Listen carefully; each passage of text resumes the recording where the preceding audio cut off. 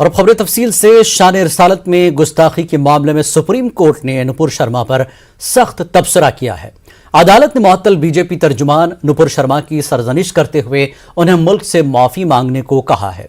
दरअसल नुपुर शर्मा ने मुल्क के मुख्तलिफ रियासतों में दर्ज मुकदमात को ट्रांसफर करने के लिए अर्जी दाखिल की थी, जिस पर समाअत करते हुए अदालत ने नाराजगी का इजहार किया है। अदालत ने कहा कि नुपुर के बयान से लोगों के जज्बात मजरूह हुए हैं और मुल्क में आज जो आग लगी है इसके लिए नुपुर जिम्मेदार हैं। अदालत ने मजीद कहा कि उदयपुर वाक़े के लिए नुपुर के बयान जिम्मेदार हैं। सुप्रीम कोर्ट ने कहा कि नुपुर को टीवी पर जाकर माफी मांगनी चाहिए। अदालत ने मुकदमा ट्रांसफर करने से इनकार किया। सुप्रीम कोर्ट ने दिल्ली पुलिस की भी सरजनिश की। अदालत ने सवाल किया कि मुकदमा दर्ज करने के बाद पुलिस ने क्या किया, नुपुर के खिलाफ अभी तक कार्रवाई क्यों नहीं हुई।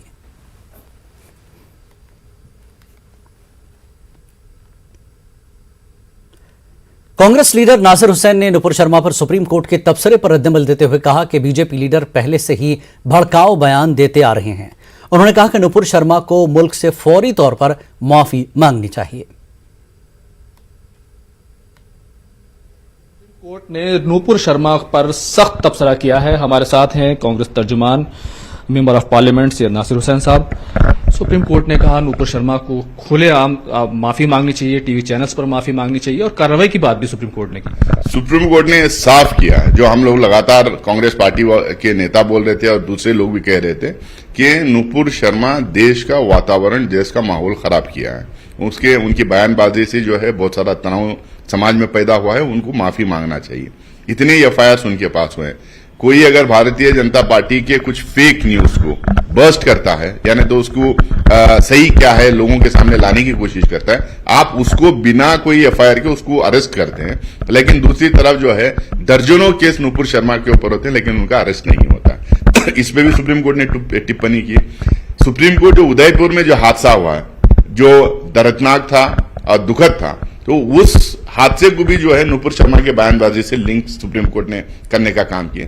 हम ये कह रहे हैं, बड़ा तबसरा सुप्रीम कोर्ट ने यह किया कि मुल्क में जो हालात खराब हुए, जो माहौल खराब हुआ, उसकी जिम्मेदार सिर्फ और सिर्फ नुपुर शर्मा है। नहीं, वही कह रहा हूं मैं कि सिर्फ देश के अंदर नहीं, अंतर्राष्ट्रीय लेवल पे भी जो हिंदुस्तान की छवि जो खराब हुई है, तो हिंदुस्तान अंतर्राष्ट्रीय लेवल में जो माहौल हिंदुस्तान के खिलाफ जो बना हुआ है, इसके लिए नुपुर शर्मा कारण है, उनके बयान कारण है। हिंदुस्तान में समाज के अंदर जो कुछ भी माहौल खराब हुआ है उसके लिए वो कारण है। उदयपुर के किलिंग के लिए नुपुर शर्मा कारण है। और उन्होंने ये भी पूछा है कि वो आखिरकार अरेस्ट क्यों नहीं हो रहे।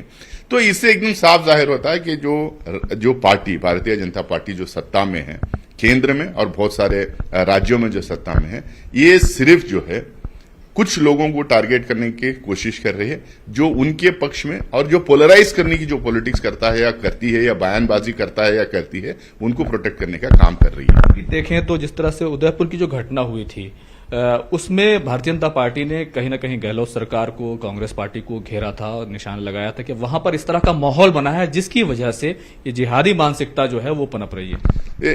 कांग्रेस पार्टी एकदम साफ तरीके से कहती भी है और काम करती भी है, चाहे वो किसी भी मजहब का क्यों ना हो, हिंदू क्यों ना हो, मुसलमान, सिख, ईसाई कोई ना, अगर वो गलत काम करता है, अगर वो हत्या करता है, अगर वो वायलेंस में इन्वॉल्व होता है, तो उसको सजा देने का, दिलवाने का काम करती है। अब मैं करौली में जो दंगे हुए थे, 44 लोग उसमें, कांग्रेस पार्टी की वहां पे सरकार है, 44 लोग उसमें अरेस्ट हुए हैं। 44 लोग में हिंदू मुसलमान सब हैं। जो कुछ भी फतराव कर रहा था, जो दंगाई था, उसको अरेस्ट किए हैं।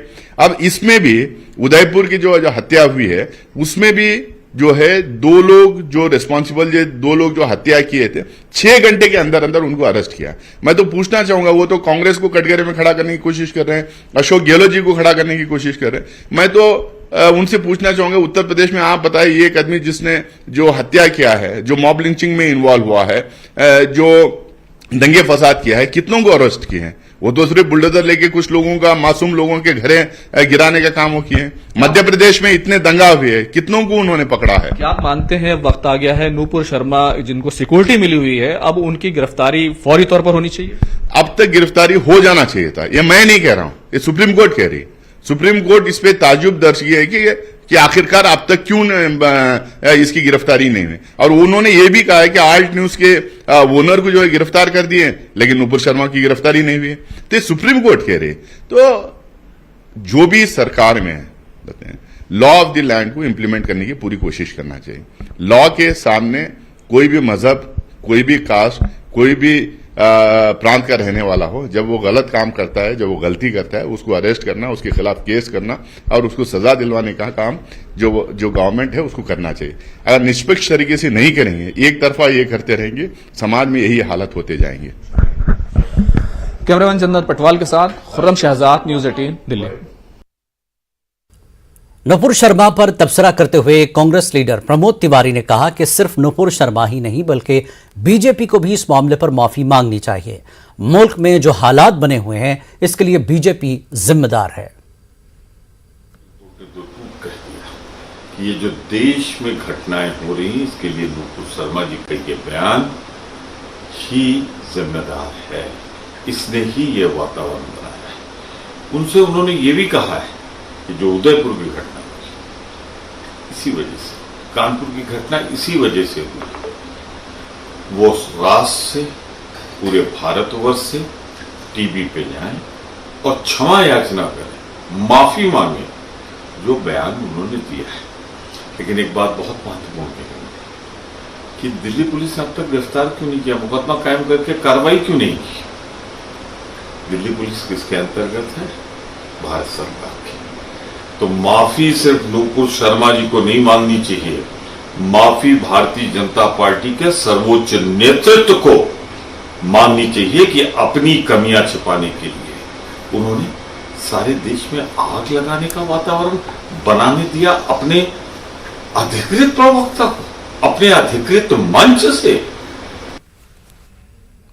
कांग्रेस लीडर शमा का कहना है कि नुपुर शर्मा की पुष्टपनाही की जा रही है। शमा के मुताबिक वज़ीर दाखिला अमित शाह नुपुर को बचा रहे हैं। उन्होंने हैरत जाहिर की कि नुपुर शर्मा के खिलाफ मुकदमा दर्ज होने के बावजूद उन्हें गिरफ्तार नहीं किया गया।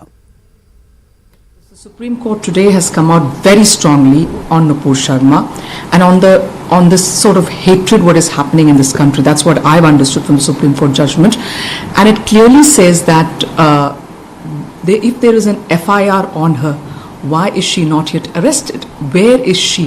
Why is she being protected? Why is there a red carpet for Nupur Sharma?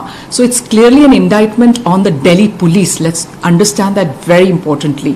And if it's Delhi police, who is it indicting? The Home Minister, Mr. Amit Shah, because the Delhi police falls under it. So basically, the Amit Shah has been protecting Nupur Sharma. That is very clear on this. Now, what happened in Udaipur is a heinous crime. It's a heinous crime. No denying that. Everybody knows that.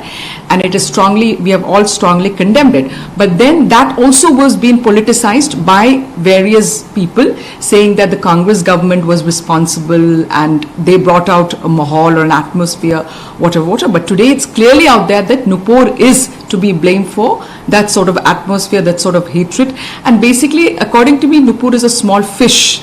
The big fishes who has started this sort of hatred in our society in India has to be strongly condemned and told that this is because of them, and that is what it is all about, you know. So let's first understand where is Nupur Sharma, why is the Delhi police not arresting her, and why. And another very important point of the Supreme Court is her arrogance. It said that why, when she wanted to shift all the cases which is all over India to Delhi. And it shows her sheer arrogance because she has been protected. And who's the system protecting her? Who are these people protecting her? That's the question. इमाम सदर ओवैसी ने कहा कि नुपुर शर्मा को सिर्फ party से मुअत्तल कर देना काफी नहीं है। उनको आखिर बीजेपी हुकूमत गिरफ्तार क्यों नहीं करती? एक तरफ मोहम्मद जुबैर को पकड़ लिया जाता है, मुसलमानों के घर को मिस्मार किया जाता है, कोई गलती हो न हो मुसलमानों के खिलाफ फौरी कार्रवाई हो जाती है, लेकिन नुपुर शर्मा खुलेआम घूम रही हैं। इसका क्या मतलब है? अब दोबारा उनको ये सब बातें सुननी पड़ रही हैं। अभी भी रिएक्ट नहीं करेंगे कि देश के प्रधानमंत्री क्यों नहीं रिएक्ट करना चाह रहे? प्रधानमंत्री को समझना चाहिए कि सस्पेंशन पनिशमेंट नहीं है।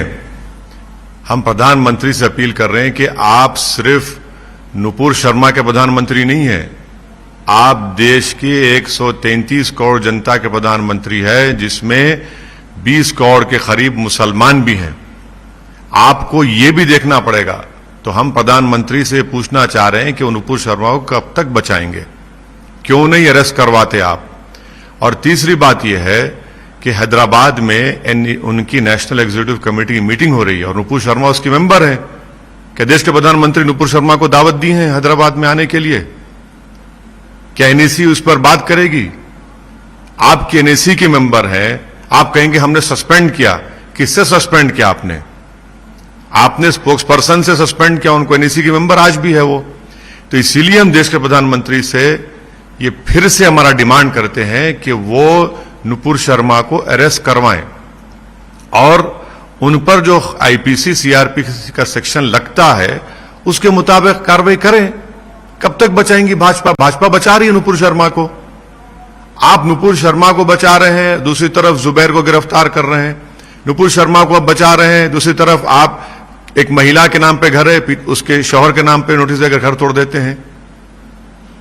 क्यों कर रहे हैं सर? हम देश के प्रधानमंत्री से फिर से डिमांड कर रहे हैं कि फौरन, और खास तौर से आज जो सुप्रीम कोर्ट ने जो कहा है, आप उसको सामने रखिए, उसको गिरफ्तार करवाइए, कानून को अपना काम करने दीजिए बस। दिल्ली की शाही जामा मस्जिद में सख्त सिक्योरिटी इंतजामात के दरमियान जुमे की नमाज पुरअमन तौर पर अदा की गई। मस्जिद के अहाते की निगरानी ड्रोन से की जा रही थी। नमाज जुमा के बाद मुसल्लियान ने नबी सल्लल्लाहु अलैहि वसल्लम की शान में गुस्ताखी करने वाली नुपुर शर्मा पर सुप्रीम कोर्ट के सख्त तबसरे का खैर मकदम किया।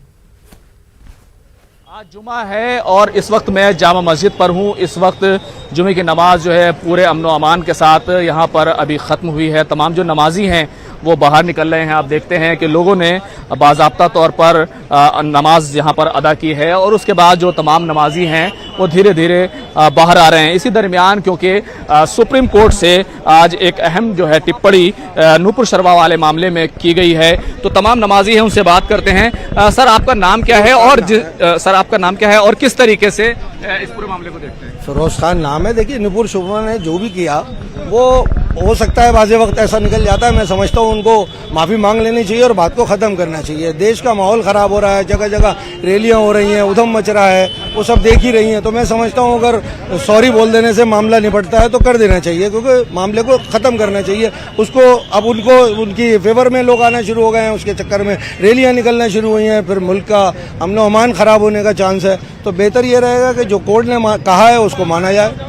मतलब आप सुप्रीम कोर्ट का रुख जो है, जो सख्त रुख सुप्रीम कोर्ट ने अपनाया है कि उदयपुर की घटना हुई, तमाम जो माहौल खराब हुआ उसके लिए नुपुर शर्मा जिम्मेदार, आप उससे काफी मुतमईन है, खुश है? बिल्कुल खुश हैं। कोर्ट देखिए हम कोर्ट से ज्यादा नहीं है। कोर्ट जो करता है वो सोच समझ कर क्या करता है। उनका पैनल होता है, उसमें बैठकर डिस्कशन होती है, उसके बाद ही फैसला लिया जाता है। तो कोर्ट ने जो भी फैसला लिया वो ठीक है और मैं समझता हूँ नुपुर शर्मा को भी माफी मांग लेनी चाहिए। आपका क्या नाम है? नमाज पढ़ के आए हैं? मोहम्मद याकूब। सुप्रीम कोर्ट ने आज ये बड़ी सख्त तबसरा किया, एक टिप्पणी की कि नुपुर शर्मा ने जो किया वो गलत किया, उनको इसके लिए सामने आकर टीवी चैनलों पर माफी मांगनी चाहिए।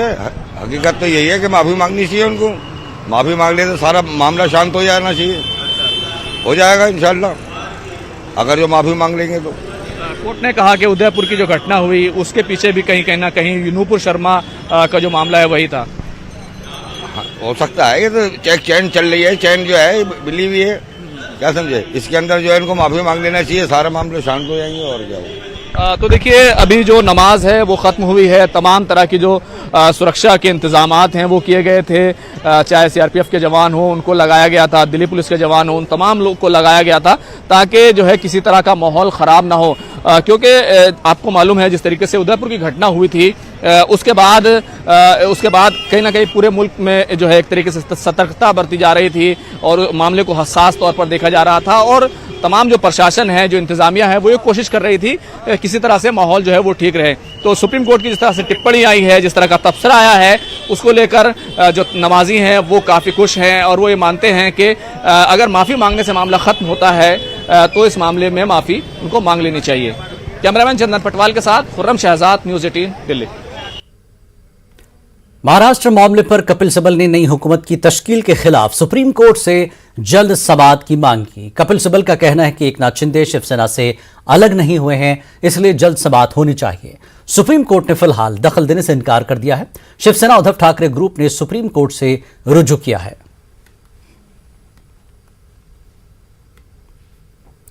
महाराष्ट्र के नवमुंतखब वज़ीर आला एकनाथ शिंदे ने मीडिया से बात करते हुए कहा कि गोवा की एक होटल में मुकीम अराकीन असेंबली कल मुंबई के लिए रवाना होंगे। उन्होंने कहा कि हमारे पास 170 से ज्यादा एमएलएज हैं। शिंदे ने दावा किया कि असेंबली में हमारे पास वाज़ेह अक्सरियत है।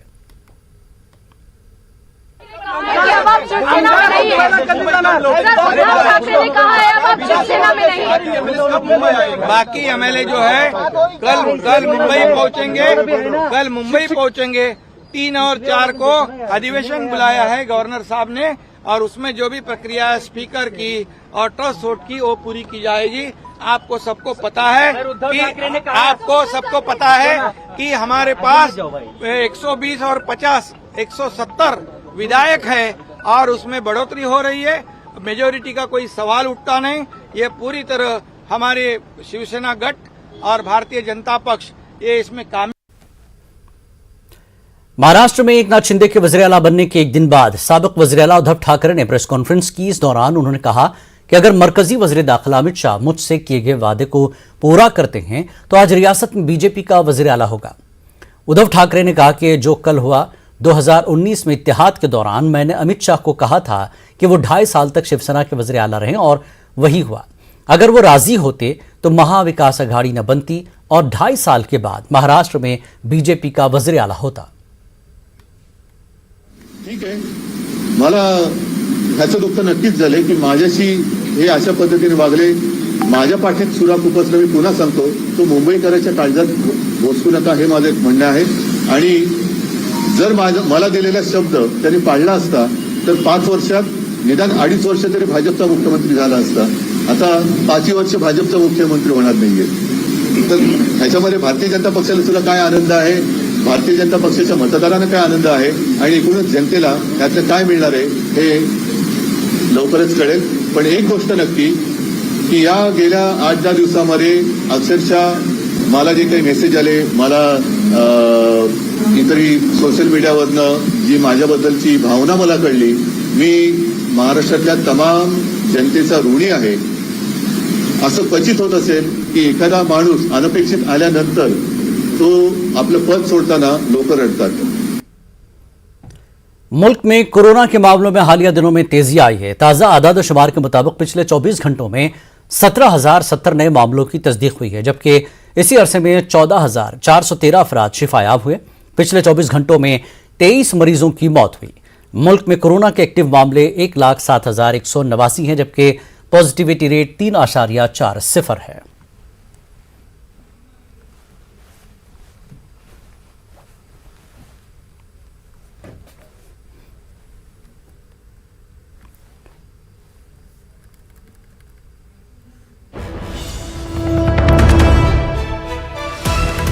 बड़ी खबर इस वक्त की, दिल्ली हाईकोर्ट ने दिल्ली पुलिस को नोटिस दिया है। दिल्ली हाईकोर्ट ने दिल्ली पुलिस को नोटिस दिया है। ऑल्ट न्यूज के मोहम्मद जुबैर की दरख्वास्त पर जारी किया नोटिस। ऑल्ट न्यूज के जुबैर पर के मामले में जारी किया है दिल्ली हाईकोर्ट ने दिल्ली पुलिस को नोटिस। काबिल एतराज ट्वीट के मामले में पुलिस रिमांड में है जुबैर। आपको बता दें, ऑल्ट न्यूज के जुबैर को पुलिस हिरासत में रखा गया है। दिल्ली हाईकोर्ट ने दिल्ली पुलिस को इस सिलसिले में नोटिस जारी किया है और ऑल्ट न्यूज के मोहम्मद जुबैर की दरख्वास्त पर यह नोटिस जारी किया है। हाईकोर्ट ने दिल्ली पुलिस को, जुबैर ने दिल्ली पुलिस के रिमांड को चैलेंज किया है। जी हां, ऑल्ट न्यूज के जुबैर ने दिल्ली पुलिस के रिमांड को चैलेंज किया है, जिस पर दिल्ली हाईकोर्ट ने दिल्ली पुलिस को नोटिस जारी किया है। काबिल एतराज ट्वीट पर मामले में गिरफ्तार किया गया था। दिल्ली हाईकोर्ट ने दिल्ली पुलिस को इस मामले में नोटिस जारी किया है और मोहम्मद जुबैर की दरख्वास्त पर दिल्ली पुलिस को दिल्ली हाईकोर्ट ने नोटिस जारी किया है। जुबैर ने दिल्ली पुलिस की रिमांड को चैलेंज किया है, जिसके बाद हाईकोर्ट ने दिल्ली पुलिस को नोटिस जारी किया है। काबिल एतराज ट्वीट के मामले में पुलिस रिमांड में है जुबैर।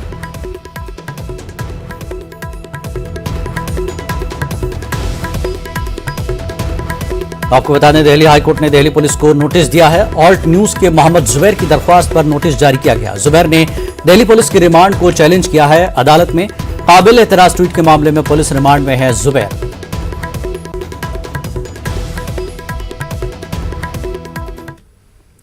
मुंबई में बीती रात से हो रही बारिश से जहां एक जानिब लोगों को गर्मी से राहत मिली है, वहीं कुछ नशीबी इलाकों में पानी भरने की वजह से मुश्किलों का सामना है। नवी मुंबई थाने वसई विरार और जनूबी मुंबई में शदीद बारिश से सड़कों पर भी पानी जमा हो गया। महकमा मौसमियात ने मजीद बारिश की पेशगोई की है। ऑरेंज अलर्ट जारी किया गया है। मुंबई में एक दिन पहले से लगातार बारिश हो रही है और देर रात काफ़ी तेज बारिश हुई, जिसका नज़ारा हमने देखा कि सड़कों पे कई जगह पे पानी भरा था। इस वक्त मॉर्निंग के वक्त मैं मुंबई के साइन इलाके में हूँ। आप देख सकते हैं यहाँ पर सड़कों पे किस तरह से पानी जमा हुआ था। पानी निकालने का काम यहाँ पे बीएमसी द्वारा ज़रूर किया जा रहा है, लेकिन ये वो इलाका है जहाँ पे अक्सर बारिश के दौरान पानी जमा हो जाता है। ये बीएमसी के अधिकारी हैं और जिस तरह से आप देख सकते हैं किस तरह से पूरी तरीके से ये कामकाज में लगे हुए ताकि सड़कों पे किसी भी तरह का कोई पानी ना बढ़े। आज देखा गया है कि मौसम विभाग ने ऑरेंज अलर्ट भी जारी किया है, जिसे देखते हुए ये सड़कों पे पानी ना भरे, इसे लेके मुंबई के अलग अलग जगहों पे सभी जो टीमें हैं वो मौजूद है। मुंबई की अगर बात करें तो कुर्ला, बांद्रा, अंधेरी, साइन, हिंदमाता ये वो इलाका है जहाँ पे हमने देखा है कि तेज बारिश की वजह से सड़कों पर जल जमाव की स्थिति बन जाती है और उसी स्थिति को नियंत्रण में लाने के लिए बाकायदा बीएमसी के जो कर्मचारी है यहाँ पे पंपिंग स्टेशन बनाए गए हैं, उसी के जरिए जो पानी है सड़कों से निकाला जा रहा है। साथ ही जो मेन होल्स होते हैं वहाँ पे जो डेंजर्स के बोर्ड लगे हैं ताकि कोई वहाँ से गुजरे नहीं। आज दोपहर 1:46 पे हाई टाइड है। इस दौरान 4.25 मीटर की ऊंची लहरें उठने की आशंका जताई जा रही है। तो इसे देखते हुए भी अगर इसी तरह से बारिश होती रही तो मुंबई करों की दिक्कतें बढ़ सकती है। फिलहाल जिस तरह से बीएमसी के दावे होते हैं कि नाली सफाई पूरी तरीके से कर दिए गए हैं, साथ ही जिस तरह से देखा गया है कि पंपिंग स्टेशन पूरी तरीके से अलर्ट है, लेकिन थोड़ी सी बारिश कहीं ना कहीं बीएमसी के उन दावों के पोल खोल देती है जब सड़कों पे पानी भरते हैं। इसकी वजह से ट्रैफिक की भी समस्या साफ तौर पे दिखाई देती है। साथ ही जो लोग अपने ऑफिस के लिए गुजरते हैं उन्हें देरी से का सामना करना पड़ता है। और तो बुलेटिन में फिलहाल इतना ही। आखिर में देखिए क्रिप्टो की समझ। हमें दीजिए इजाजत। आदाब।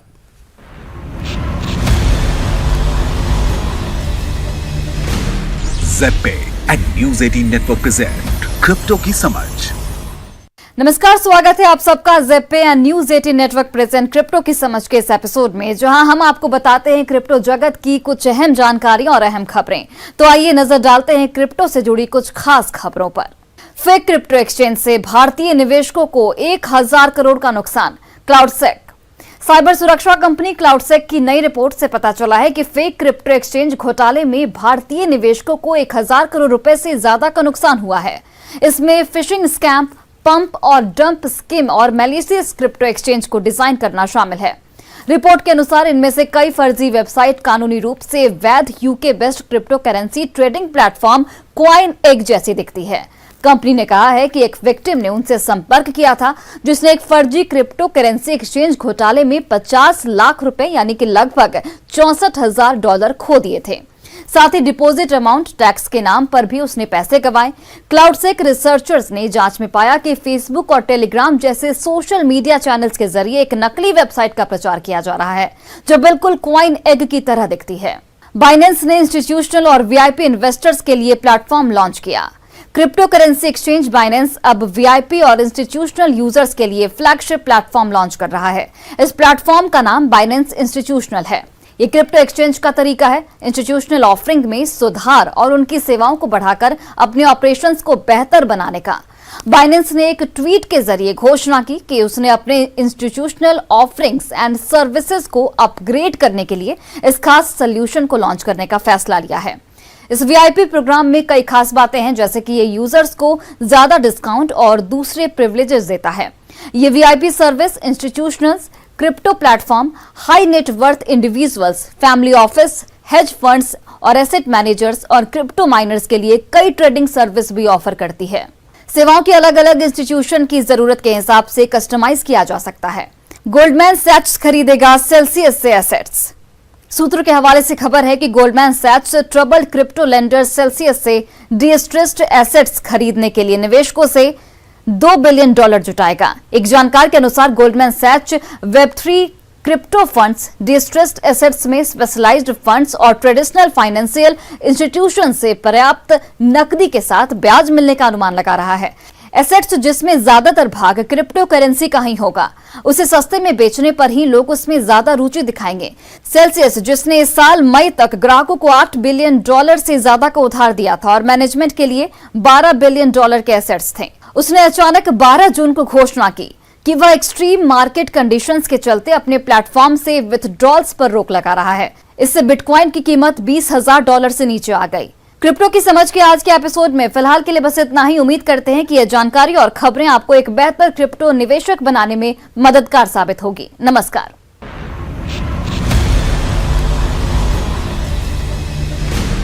ZP and News 18 network present crypto की समझ।